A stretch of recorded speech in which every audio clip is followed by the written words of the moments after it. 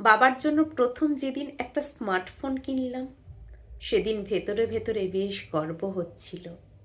মনে হচ্ছিল আজ আমি সত্যিই কিছু পেরেছি। দোকানদারকে বলেছিলাম, ক্যামেরা ভালো হওয়া চাই, বড় স্ক্রিন চাই, যেন বাবা মানুষদের মুখটা পরিষ্কার দেখতে পারে। মনে মনে ভেবেছিলাম বাবা ফোন হাতে নিয়ে হাসবে, পাড়ার লোককে দেখাবে, বলবে, দেখ আমার ছেলে কিনে দিয়েছে। কিন্তু বাড়ি ফিরে ফোনটা বাবার হাতে দিতেই যেন একটু থেমে গেল। চোখে আনন্দ ছিল, কিন্তু উচ্ছ্বাস ছিল না। হালকা গলায় বলল, এত দামি জিনিস কেন রে? চোখে তো আর ভালো দেখি না, বোতাম নেই কেন? ফোন ধরতে পারবো? তাই হাতটাও কাঁপে। আমি কিছু বলিনি, শুধু হাসলাম। কিন্তু বুকের ভেতর কোথাও যেন কিছু একটা ভেঙে গেল। হঠাৎ মনে হলো, একসময় বাবা খুব শখ করে সন্ধ্যাবেলা খবর দেখত। পাড়ার কারো নতুন ফোন এলে আগ্রহ নিয়ে চেয়ে থাকতো। বলতো, এই যুগে সব জিনিস না জানলে পিছিয়ে পড়ব। সেই সময়গুলোতে আমি বলতাম, এখন না বাবা, পরে কিনে দেব, এখন টাকার টান, চাকরি হলেই সব হবে। চাকরি হয়েছে, টাকা এসেছে, কিন্তু বাবার চোখের আলো কমেছে, হাতের জোর কমেছে, আর আগ্রহটাও কোথাও যেন হারিয়ে গেছে।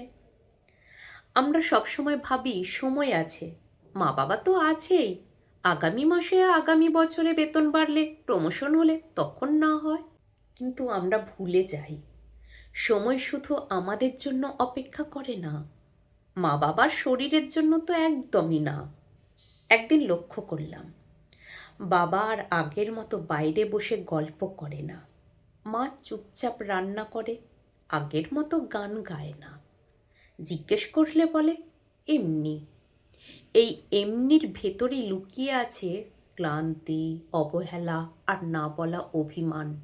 আমরা বলি, আমি তো সব করছি, সময় মতো হাত খরচে টাকা পাঠাই, একটা বাড়ি বানাবো, সব ঠিক করে দেব। কিন্তু কেউ আমাদের শেখায়নি, মা বাবার সব চাওয়া টাকায় মেটে না।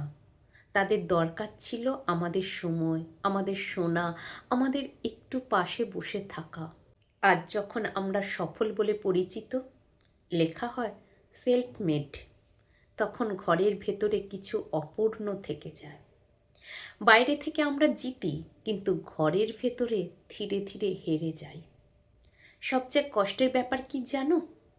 একদিন মা বাবা বললেও না, তারাও চেয়েছিল অনেক কিছু, কিন্তু বলেনি কিছুই। কারণ তারা জানে আমরা ব্যস্ত, তাই চাওয়াটাও তারা নিজের ভেতরেই মেরে ফেলে। এই জন্যই বলি, বড্ড দেরি হয়ে যাওয়ার আগেই থামো। একটা ফোন করো, একদিন ছুটি নিয়ে বাড়ি যাও, একসাথে বসে খাও। অপ্রয়োজনীয় গিফট নয়, একটু সময় দাও। কারণ একদিন হয়তো তোমার পকেট ভরে যাবে, কিন্তু যাদের জন্য ভরাতে চেয়েছিলে, তাদের হাতে আর নেওয়ার শক্তি থাকবে না। সেদিন কেউ বলবে তুমি সফল, কিন্তু তুমি জানবে কিছু জায়গায় তুমি চুপচাপ হেরে গেছো।